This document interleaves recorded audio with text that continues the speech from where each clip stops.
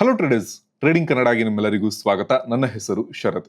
ಇವತ್ತಿನ ಈ ವಿಡಿಯೋದಲ್ಲಿ ನಮ್ಮ ಲಾಸ್ಟ್ ವಿಡಿಯೋಗೆ ನಮ್ಮ ಸಬ್ಸ್ಕ್ರೈಬರ್ ಒಬ್ಬರು ಕಮೆಂಟ್ ಅನ್ನ ಮಾಡಿದ್ರು. ಆ ಕಮೆಂಟ್ಗೆ ನಾನು ಆನ್ಸರ್ ನ ಮಾಡ್ಲಿಕ್ಕಿದ್ದೇನೆ. ಆ ಕಮೆಂಟ್ ಏನು ಅಂದ್ರೆ, ಸರ್ ಎಮೋಷನ್ ನ ಕಂಟ್ರೋಲ್ ಮಾಡೋದು ಹೇಗೆ, ಬರುವ ಪ್ರಾಫಿಟ್ ನ ಉಳಿಸಿಕೊಳ್ಳುವ ಬಗ್ಗೆ ನಿಮ್ಮ ಅನುಭವದ ವಿಡಿಯೋ ಮಾಡಿ ಬ್ರೋ ಅಂತ ಇವರು ಕಮೆಂಟ್ ಅನ್ನ ನಮ್ಮ ಲಾಸ್ಟ್ ವಿಡಿಯೋಗೆ ಹಾಕಿದ್ರು.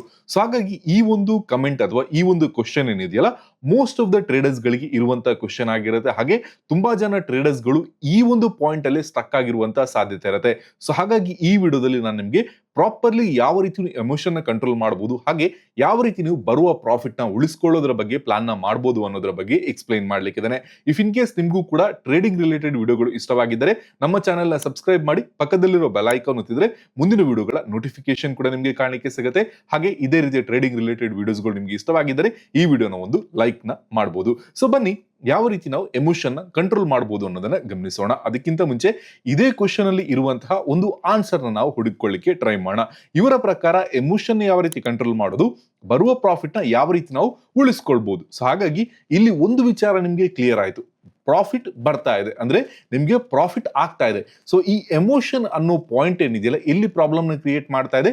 ಬಂದಿರುವ ಪ್ರಾಫಿಟ್ ಅನ್ನ ಕಳ್ಕೊಂಡಾಗ ನಮ್ಗೆ ಈ ಎಮೋಷನ್ ಅನ್ನುವಂತಹ ಒಂದು ಪ್ರಾಬ್ಲಮ್ ಕ್ರಿಯೇಟ್ ಆಗ್ತಾ ಇದೆ. ಜೆನ್ಯೂನ್ಲಿ ಗೈಸ್, ಇಷ್ಟು ಜನ ಟ್ರೇಡರ್ಸ್ ಇದ್ದೀರಾ, ನಾನು ನಿಮ್ಮ ಹತ್ರ ಓಪನ್ಲಿ ಒಂದು ಕ್ವಶನ್ ಕೇಳ್ತಾ ಇದ್ದೇನೆ. ನಿಮ್ಗೆ ಟ್ರೇಡಿಂಗ್ ನಲ್ಲಿ ಯಾವತ್ತೂ ಕೂಡ ಪ್ರಾಫಿಟ್ ಆಗೇ ಇಲ್ವಾ? ಆ ರೀತಿ ಯಾವುದೇ ಒಂದು ದಿನ ನಿಮ್ಗೆ ಸಿಕ್ಕೇ ಇಲ್ವಾ? ಒಂದು ದಿನ ಕೂಡ ಪ್ರಾಫಿಟ್ ಆಗದೇ ಇರೋದು? ಖಂಡಿತವಾಗಿಯೂ ನಿಮ್ಮೆಲ್ಲರಿಗೂ ಕೂಡ ಒಂದಲ್ಲ ಒಂದು ದಿನ ಪ್ರಾಫಿಟ್ ಆಗೇ ಆಗಿರತ್ತೆ. ಅಂದ್ರೆ ಒಂದು ದಿನ ಪ್ರಾಫಿಟ್ ಆಗಿರತ್ತೆ, ಮೇ ಬಿ ಅದರ 2 ದಿನ ನಂತರ ಅದು ಲಾಸ್ ಆಗಿರ್ಬೋದು, ಅದು ಬೇರೆ ವಿಚಾರ.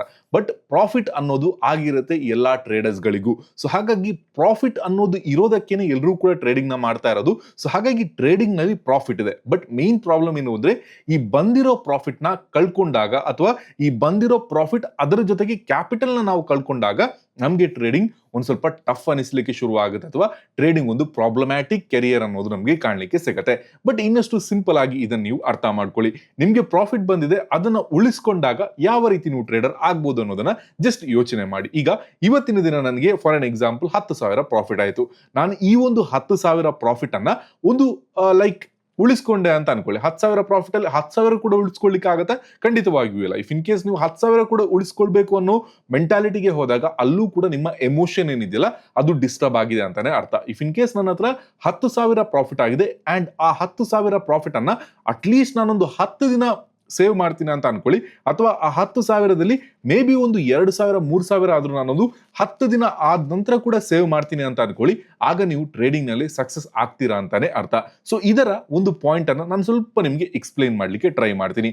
ಸೊ ಇಲ್ಲಿ ಸಿಂಪಲ್ ವಿಚಾರ ಏನು ಅಂದ್ರೆ, 10,000 ನನಗೆ ಪ್ರಾಫಿಟ್ ಆಗಿದೆ ಅಂತ ಅನ್ಕೊಳ್ಳಿ.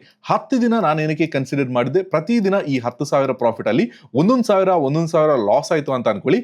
10 ದಿನ ಆದಾಗ ನಿಮ್ಗೆ 10,000 ಲಾಸಸ್ ಆಗುತ್ತೆ. ಸೊ ಈಗ ಇಫ್ ಇನ್ ಕೇಸ್ ನಿಮ್ಗೆ ಒಂದು ದಿನದಲ್ಲಿ 10,000 ಪ್ರಾಫಿಟ್ ಆಗ್ಬಿಟ್ಟು ನೆಕ್ಸ್ಟ್ 10 ಡೇಸ್ ಅಲ್ಲಿ ನೀವು 10,000 ಕೂಡ ಕಳ್ಕೊಂಡ್ರಿ ಅಂತ ಅನ್ಕೊಳ್ಳೋಣ, 10,000 ಕೂಡ ಕಳ್ಕೊಂಡ್ರಿ ಅಂತ ಅನ್ಕೊಳ್ಳೋಣ, ಆಗ ಏನಾಗುತ್ತೆ, ನಿಮ್ಮ ವಿನ್ ರೇಟ್ ಏನಿದೆಯಲ್ಲ ಅದು ಕಮ್ಮಿ ಇದೆ ಅಂತ ಅರ್ಥ. ಆಗ ನೀವೇನ್ ಮಾಡ್ಬೇಕಾಗತ್ತೆ, ನಿಮ್ಮ ನಾಲೆಜ್ ನ ಇಂಪ್ರೂವ್ ಮಾಡ್ಲಿಕ್ಕೆ ಟ್ರೈ ಮಾಡ್ಬೇಕಾಗತ್ತೆ. ಅಂದ್ರೆ ಬೇಸಿಕಲಿ ನಿಮ್ಗೆ ಪ್ರಾಫಿಟ್ ಮಾಡುವಂತ ಮೆಥಡೇ ಗೊತ್ತಿಲ್ಲ, ನೀವು ಇನ್ನೂ ಕೂಡ ಟ್ರೇಡಿಂಗ್ ನ ಪ್ರಾಪರ್ಲಿ ಕಲ್ತೇ ಇಲ್ಲ ಅಂತ ಅರ್ಥ. ಸೊ ಹಾಗಾಗಿ ಒಂದು ನಿಮ್ಮ ವಿನ್ ರೇಟ್ ಕಮ್ಮಿ ಇದೆ ಅಂತ ಇದ್ದಾಗ ನೋ ಮ್ಯಾಟರ್ ನೀವು ಎಷ್ಟೇ ಪ್ರಾಫಿಟ್ ಮಾಡಿದ್ರು ಕೂಡ ಬೈ ಚಾನ್ಸ್ ಏನಾದ್ರೂ 20 ದಿನ ಕಂಟಿನ್ಯೂಸ್ಲಿ ನಿಮ್ಗೆ ಲಾಸ್ ಆಯ್ತು ಅಂತ ಅನ್ಕೊಳ್ಳಿ, ಆಗ ನೀವು ಟ್ರೇಡಿಂಗ್ ನಲ್ಲಿ ಸಸ್ಟೈನ್ ಆಗೋದು ಕಷ್ಟ. ಸೊ ಹಾಗಾಗಿ ಫಸ್ಟ್ ಥಿಂಗ್ ಇಸ್ ನಾಲೆಜ್ ಪಡೆದ ಮೇಲೂ ಕೂಡ ಕೆಲವರಿಗೆ ಲಾಸ್ ಆಗುತ್ತೆ, ಆಗ್ಲೇ ಡಿಸ್ಟರ್ಬ್ ಆಗೋದು ಎಮೋಷನ್. ಸೊ ಈಗ ನಾವು ನಾಲೆಜ್ ಯಾರಿಗೆಲ್ಲ ಇಲ್ಲ, ಬಿಗಿನಿಂಗ್ ಅಲ್ಲಿ ಟ್ರೇಡಿಂಗ್ ನ ನೀವು ಮಾಡ್ತಾ ಇದ್ರ, ಇನ್ನಷ್ಟೇ ನೀವು ಅಕೌಂಟ್ ಅನ್ನು ಓಪನ್ ಮಾಡ್ಬಿಟ್ಟು ಟ್ರೇಡಿಂಗ್ ನ ಕಲಿತಾ ಇದ್ರ ಅಂತ ಅನ್ಕೊಳ್ಳಿ, ನಾನು ನಿಮ್ಗೆ ತಿಳಿಸೋದೇನು ಅಂದ್ರೆ, ಟ್ರೇಡಿಂಗ್ ನ ಕಲಿಲಿಕ್ಕೆ ಪ್ರಯತ್ನ ಪಡಿ. ಈಗ ಏನ್ ನೀವು ನಮ್ಮ ಟ್ರೇಡಿಂಗ್ ಕನ್ನಡ ಚಾನೆಲ್ ಅನ್ನು ನೋಡ್ತಾ ಇದ್ರ, ಈ ಚಾನೆಲ್ಗೆ ಹೋಗಿ ವಿಸಿಟ್ ಮಾಡಿ, ಚಾನೆಲ್ ನ ವಿಡಿಯೋ ಸೆಕ್ಷನ್ ಗೆ ಹೋಗಿ, ಅಲ್ಲಿ ನಿಮ್ಗೆ ಪಾಪ್ಯುಲರ್ ಅನ್ನುವಂತ ಸೆಕ್ಷನ್ ಕಾಣ್ಲಿಕ್ಕೆ ಸಿಗುತ್ತೆ,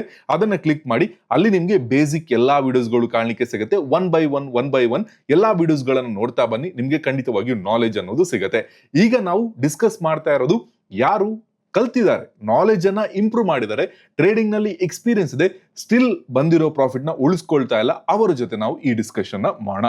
ಸೊ ಸಿಂಪಲ್ ಥಿಂಗ್ ಏನು ಅಂದ್ರೆ, ನಿಮ್ಗೆ ಪ್ರಾಫಿಟ್ ಆಗ್ತದೆ, ನೀವು 10,000 ಪ್ರಾಫಿಟ್ ನಾನು ನಿಮ್ಗೆ ತಿಳಿಸಿದೆ. ಆಬ್ವಿಯಸ್ಲಿ 1,000 ನಾವು ರಿಸ್ಕ್ ಅನ್ನ ಕಮ್ಮಿ ಮಾಡ್ಬಿಟ್ಟು 10 ಡೇಸ್ ಅಂತ ಕನ್ಸಿಡರ್ ಮಾಡಿದ್ವಿ. ಈಗ ನೀವು 1:2 ನ ತಗೊಳ್ತಾ ಇದ್ರ 10,000 ಪ್ರಾಫಿಟ್ ಆಗ್ತದೆ ಅಂತ ಇದ್ದಾಗ ನಿಮ್ಮ ರಿಸ್ಕ್ ಎಷ್ಟಾಯ್ತು, 5,000 ರೂಪೀಸ್ ನಿಮ್ಮ ರಿಸ್ಕ್ ಆಯ್ತು, based on the 1:2 risk reward ratio. Even ದೋ ನಿಮ್ಮ ವಿನ್ ರೇಟ್ ಏನಿದೆಯಲ್ಲ 60% ಗಿಂತ ಕಮ್ಮಿ ಇದೆ, ಅಂದ್ರೆ ನಿಮ್ಮ ಲೂಸಿಂಗ್ ಸ್ಟ್ರೀಕ್ ಅನ್ನ ನಾವು ಕನ್ಸಿಡರ್ ಮಾಡೋಣ. ವಿನ್ ರೇಟ್ ಏನಿದೆ 40% ಇದೆ, ನಿಮ್ಮ ಲೂಸಿಂಗ್ ರೇಟ್ ಏನಿದೆಯಲ್ಲ ಅದು 60% ಇದೆ ಅಂತ ಅನ್ಕೊಳ್ಳಿ. ಅಂದ್ರೆ ನೀವು 10 ಟ್ರೇಡ್ ನ ತಗೊಳ್ತೀರಾ, 6ಕ್ಕೆ 6 ಟ್ರೇಡ್ ಕೂಡ ಲಾಸಸ್ ಆಗುತ್ತೆ ಅಂತ ಅನ್ಕೊಳ್ಳಿ. ಆಗ್ಲೂ ಕೂಡ ಈ ಒಂದು 1:2 ವಿನ್ ರೇಟ್ ಅಲ್ಲಿ ನೀವು ಪ್ರಾಫಿಟ್ ನ ಪಡ್ಕೊಳ್ಬಹುದು ಗೈಸ್. ಹಾಗಾಗಿ ಇಲ್ಲಿ ನೀವು ಯೋಚನೆ ಮಾಡಬೇಕಾಗಿರೋ ವಿಚಾರ ಏನು ಅಂದ್ರೆ, ಪ್ರಾಫಿಟ್ ಬರುತ್ತೆ ಮಾರ್ಕೆಟ್ ಅಲ್ಲಿ, ಪ್ರಾಫಿಟ್ ಯಾವುದೇ ಕಾರಣಕ್ಕೂ ಮಾರ್ಕೆಟ್ ಅಲ್ಲಿ ಬರದೇ ಹೋಗೋದಿಲ್ಲ. ಓನ್ಲಿ ಥಿಂಗ್ ಈಸ್ ನಿಮ್ಮ ವಿನ್ ರೇಟ್ ಕಮ್ಮಿ ಇದೆ, ಅದನ್ನು ಇಂಪ್ರೂವ್ ಮಾಡ್ಲಿಕ್ಕೆ ಟ್ರೈ ಮಾಡಿ. ಆಬ್ವಿಯಸ್ಲಿ ನೀವು ಕೂಡ ಸ್ವಲ್ಪ ನಾಲೆಜ್ ನ ಅಕ್ವೈರ್ ಮಾಡೋದಕ್ಕೆ ಟ್ರೈ ಮಾಡಬೇಕಾಗತ್ತೆ. ಅದರ ಜೊತೆಗೆ ನೀವು ಪ್ರತಿ ಬಾರಿ ನಿಮ್ಮ ರಿಸ್ಕ್ ಅನ್ನ ಸೇಮ್ ಆಗಿ ಇಟ್ಕೊಳ್ಬೇಕಾಗತ್ತೆ.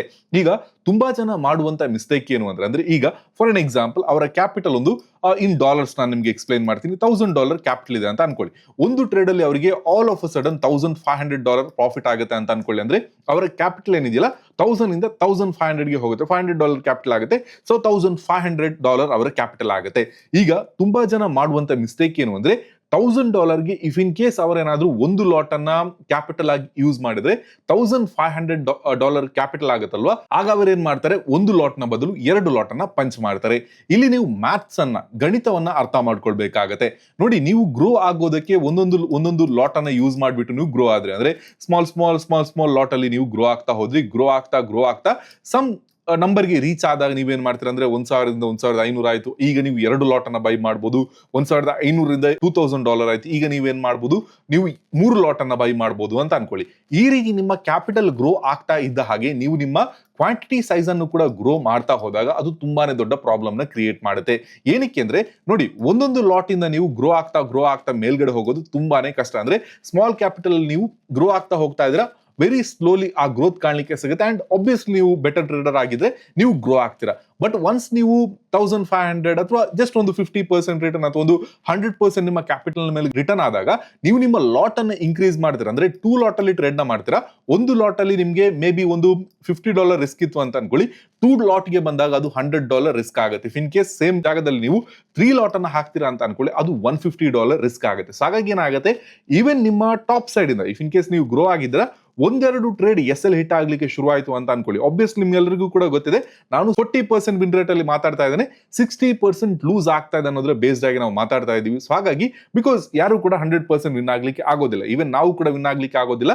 Only win rate differs. So ನನ್ನ win rate if in case 70-80% ಇದ್ರೆ, ತುಂಬಾ ಜನರ ವಿನ್ ರೇಟ್ ಮೇ ಬಿ 40-50% ಇರ್ಬೋದು. ಸೊ ಹಾಗಾಗಿ ನೀವು ಯಾವಾಗ ಕ್ವಾಂಟಿಟಿನ ಇನ್ಕ್ರೀಸ್ ಮಾಡ್ತೀರಾ, ಆ ರಿವರ್ಸ್ ಬರುವ ಒಂದು ಸೈಕಲ್ ಏನಿದೆಯಲ್ಲ ಅದು ತುಂಬಾನೇ ಫಾಸ್ಟ್ ಆಗಿರುತ್ತೆ. ಅಂದ್ರೆ ಒಂದು ಟ್ರೇಡ್ಗೆ $150 ಆಯ್ತು, ಸೆಕೆಂಡ್ ಟ್ರೇಡ್ಗೆ $150 ಅಂತ ಬಂದಾಗ ನೀವು $300 ಮಾಡೋದಕ್ಕೆ $50 ನ ಬೇಸ್ಡ್ ಆಗಿ 3 ಟ್ರೇಡ್ ಅನ್ನ ವಿನ್ ಆಗ್ಬೇಕು. ಅದು ಕೂಡ 1:2 ಟಾರ್ಗೆಟ್ ನ ನೀವು ಅಚೀವ್ ಮಾಡಬೇಕಾಗತ್ತೆ. ಇನ್ನಷ್ಟು ಸಿಂಪಲ್ ಆಗಿ ನಾನು ನಿಮ್ಗೆ ಹೇಳೋದಾದ್ರೆ ಪಾಯಿಂಟ್ಸ್ ಅಲ್ಲಿ ನಾವು ಡಿಸ್ಕಸ್ ಮಾಡೋಣ. ನೀವು $100 ನ ಮಾಡಬೇಕು, $50 ರಿಸ್ಕ್ ಗೆ ಒಂದು ಲಾಟ್ ಅಲ್ಲಿ ಅಂತ ಇದ್ದಾಗ, $100 ಪ್ರಾಫಿಟ್ ನ ಮಾಡಬೇಕು ಅಂತ ಇದ್ದಾಗ ನಿಮ್ಗೆ 100 ಪಾಯಿಂಟ್ಸ್ ರೀಚ್ ಆಗ್ಬೇಕಾಗತ್ತೆ. ಇಫ್ ಇನ್ ಕೇಸ್ ನಿಮ್ಗೆ ಲಾಸ್ ಆಗ್ಬೇಕು ಒಂದು ಲಾಟಿಗೆ ಅಂತ ಇದ್ದಾಗ 50 ಪಾಯಿಂಟ್ಸ್ ರೀಚ್ ಆದ್ರೆ ಸಾಕಾಗುತ್ತೆ. ಜಸ್ಟ್ ಕ್ಯಾಲ್ಕುಲೇಷನ್ ಪರ್ಪಸ್ ಗೋಸ್ಕರ ನಾವು ಈಕ್ವಲ್ ನಂಬರ್ ಅನ್ನು ಇಟ್ಟಿದ್ದೇವೆ. ಅಂದ್ರೆ 50 ಪಾಯಿಂಟ್ಸ್ ಕೆಳಗಡೆ ಬಂದ್ರೆ ನಿಮ್ಗೆ $50 ಎಲ್ ಹಿಟ್ ಆಗುತ್ತೆ. ಅಂಡ್ ಇಫ್ ಇನ್ ಕೇಸ್ ನಿಮ್ಗೆ $100 ಪ್ರಾಫಿಟ್ ನ ಮಾಡಬೇಕು ಅಂತ ಇದ್ದಾಗ $100 ಮೊಮೆಂಟಮ್ ನಮ್ಗೆ ಕೊಡ್ಬೇಕಾಗತ್ತೆ. ಈಗ ನೀವು ಸೇಮ್ ಜಾಗದಲ್ಲಿ ಜಸ್ಟ್ ಲಾಟ್ ಅನ್ನ ಒಂದು ಲಾಟ್ ನ ಬದಲು 3 ಲಾಟ್ ಮಾಡ್ತೀರಾ. ಬಿಕಾಸ್ ನಿಮ್ಮ ಕ್ಯಾಪಿಟಲ್ ಏನಿದೆಯಲ್ಲ $1000 ಇಂದ $3000 ರೀಚ್ ಆಯ್ತು ಅಥವಾ $2000 ರೀಚ್ ಆಯ್ತು ಅಂತ ಅನ್ಕೊಳ್ಳಿ. ಆಗ ನೀವೇನ್ ಮಾಡ್ತೀರಾ, 3 ಲಾಟ್ ಅಲ್ಲಿ ಪಂಚ್ ಮಾಡ್ತೀರಾ. ಬಿಕಾಸ್ ಎಸ್, $2000 ಅಲ್ಲಿ 3 ಲಾಟ್ ನಾನು ಈಸಿಲಿ ತಗೊಳ್ಬಹುದು ಅನ್ನೋದು ನಿಮ್ಗೆ ಕಾಣಲಿಕ್ಕೆ ಸಿಗುತ್ತೆ. ಅದ್ರ ಬೇಸ್ಡ್ ಆಗಿ ಇನ್ನಷ್ಟು ಗ್ರೋ ಮಾಡ್ತೀನಿ ಅಂತ ನೀವು ಥಿಂಕ್ ಮಾಡ್ತೀರಾ. ಅದ್ರ ಬೇಸ್ಡ್ ಆಗಿ 3 ಲಾಟ್ ನೀವು ಪಂಚ್ ಮಾಡ್ತೀರಾ ಅಂತ ಅನ್ಕೊಳ್ಳಿ. ನಿಮ್ಮ ಲಾಸ್ ಏನಿದೆಯಲ್ಲ, ಇಲ್ಲಿ 50 ಇದ್ದದ್ದು 50 into 3 ಎಷ್ಟಾಗುತ್ತೆ, $150 ನಿಮ್ಮ ಲಾಸ್ ಆಗುತ್ತೆ. ನಿಮ್ಗೆ ಪಾಯಿಂಟ್ಸ್ ಎಷ್ಟು ಮೂವ್ ಆಗ್ಬೇಕು, ಅದೇ 50 points. If in case 50 points ಕೆಳಗಡೆ ಬಂದ್ರೆ ನಿಮ್ಗೆ 150 ಪಾಯಿಂಟ್ಸ್ ಲಾಸ್ ಆಗುತ್ತೆ.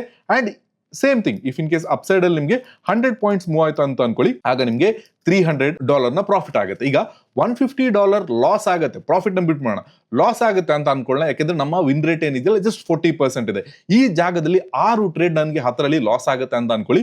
$150 ರೀತಿ 6 ಟ್ರೇಡ್ ನನಗೆ ಲಾಸಸ್ ಆದಾಗ ಏನಾಗುತ್ತೆ, 150 into 2 300 and 300 600 900 6 ಟ್ರೇಡ್ ಅಂತ ಬಂದಾಗ ನಿಮ್ಮ 6 ಟ್ರೇಡ್ ಅಲ್ಲೇ $900 ಅಲ್ಲಿಗೆ ಖತಮ್ ಆಗುತ್ತೆ. ಸೊ ನೀವು ಏನ್ $1000 ಇಂದ $2000 ಗೆ ಹೋಗಿದ್ರ, ಅದು 6 ಟ್ರೇಡ್ ಅಲ್ಲೇ ನಿಮ್ಗೆ ರಿವರ್ಸಲ್ ಬರುತ್ತೆ. ಸೊ ಹಾಗಾಗಿ ಒಂದು ವಿಚಾರ ನೀವು ನೆನಪಿಡಿ, ಮಾರ್ಕೆಟ್ ಆಗಿರ್ಬೋದು, ಲೈಫ್ ಆಗಿರ್ಬೋದು, ಯಾವಾಗ್ಲೂ ಕೂಡ ಮೇಲ್ಗಡೆ ಹೋಗೋದು ಮಾತ್ರ ಕಷ್ಟ, ಗ್ರೋ ಆಗೋದು ಮಾತ್ರ ಕಷ್ಟ. ಕೆಳಗಡೆ ಬರೋದೇನಿದಿಲ್ಲ ವೆರಿ ಈಸಿ. ನೀವು ಕಣ್ಣು ಮುಚ್ಚಿ ಕಣ್ಣು ತೆರೆಯುವಷ್ಟರಲ್ಲಿ ಕೆಳಗಡೆ ಬಿದ್ದಾಗತ್ತೆ, ಏನೇ ನಾವು ರಾಂಗ್ ಡಿಸಿಷನ್ಸ್ ಗಳನ್ನ ತಗೊಂಡಾಗ್ಲೂ ಕೂಡ.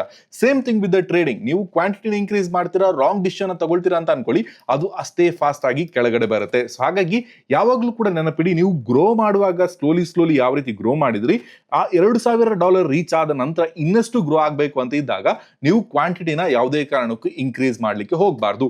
ಯಾವಾಗ ನೀವು ಕ್ವಾಂಟಿಟಿನ ಇನ್ಕ್ರೀಸ್ ಮಾಡಬೇಕು ಅಂದ್ರೆ $1,000 ಇದೆ, ನೀವು ಸ್ಲೋಲಿ ಗ್ರೋ ಮಾಡ್ತಾ ಒಂದು $5,000 ಆಗುತ್ತೆ ಅಂತ ಅನ್ಕೊಳ್ಳಿ. ಆಗ ನೀವು ಮೇ ಬಿ ಒಂದು ಲಾಟ್ನ ಜಾಗದಲ್ಲಿ 2 ಲಾಟನ್ನ ಇನ್ಪುಟ್ ಮಾಡಬಹುದು. ಏನಕ್ಕೆ ಈ ಪಾಯಿಂಟ್ ಅಲ್ಲಿ ಇದು ಸೆನ್ಸ್ ಅನ್ನ ಕ್ರಿಯೇಟ್ ಮಾಡುತ್ತೆ ಅಂದ್ರೆ, ಇಫ್ ಇನ್ ಕೇಸ್ ನಿಮ್ಗೆ 2 ಲಾಟ್ ಅಲ್ಲಿ $50 ಲಾಸ್ ನ ಜಾಗದಲ್ಲಿ $100 ಲಾಸ್ ಆಯ್ತು ಅಂತ ಅನ್ಕೊಳ್ಳಿ, $100 ರೀತಿ ಈವನ್ 10 ಟ್ರೇಡ್ಸ್ ನಿಮ್ಗೆ ಲಾಸ್ ಆದ್ರೂ ಕೂಡ $5,000 ಕ್ಯಾಪಿಟಲ್ ಅಲ್ಲಿ ಸ್ಟಿಲ್ ನಿಮ್ಮ ಹತ್ರ $4,000 ಕ್ಯಾಪಿಟಲ್ ಇದೆ. ಅಂಡ್ ನಿಮ್ಮ 4 ಟ್ರೇಡ್ ಏನಿದೆಯಲ್ಲ ಅದು 1:2 ಟಾರ್ಗೆಟ್ ಅನ್ನು ನಿಮ್ಗೆ ನೀಡುತ್ತೆ. ಸೊ 10 ಟ್ರೇಡ್ ನಿಮ್ಗೆ ಕಂಟಿನ್ಯೂಸ್ಲಿ $1,000 ಲಾಸ್ ಅನ್ನ ಮಾಡಿದ್ರು ಕೂಡ ನೆಕ್ಸ್ಟ್ 4 ಟ್ರೇಡ್ ಅಥವಾ ಬೇಸಿಕಲಿ 10 ಟ್ರೇಡ್ ನಿಮ್ಗೆ ಲಾಸ್ ಆಯ್ತು ಅಂತ ಇದ್ದಾಗ ಒಂದು 4 ರಿಂದ 6 ಟ್ರೇಡ್ ನಿಮ್ಗೆ ವರ್ಕ್ ಆಯ್ತು ಅಂತ ಅನ್ಕೊಳ್ಳಿ, $100 ರಿಸ್ಕ್ ಗೆ ನಿಮ್ಗೆ $200 ರಿಟರ್ನ್ ನಿಮ್ಗೆ ನೀಡುತ್ತೆ. $200 ರಿಟರ್ನ್ ರೀತಿ ನಿಮ್ಗೆ 2 ಆರ್ಲಿ 1,200 ಆಗುತ್ತೆ. ಅದ್ರ ಬೇಸ್ಡ್ ಆಗಿ ನಿಮ್ಮ ಕ್ಯಾಪಿಟಲ್ ಏನಿದೆಯಲ್ಲ ಯಾವತ್ತೂ ಕೂಡ ಕೆಳಗಡೆ ಬರೋದೇ ಇಲ್ಲ. ಅಂದ್ರೆ ನಿಮ್ಗೆ 10 ಟ್ರೇಡ್ ಲಾಸ್ ಆಯ್ತು, 6 ಟ್ರೇಡ್ ವರ್ಕ್ ಆಯ್ತು, ಅಗೇನ್ ನೀವು ಪ್ರಾಫಿಟ್ ಗೆ ಹೋಗ್ತೀರಾ.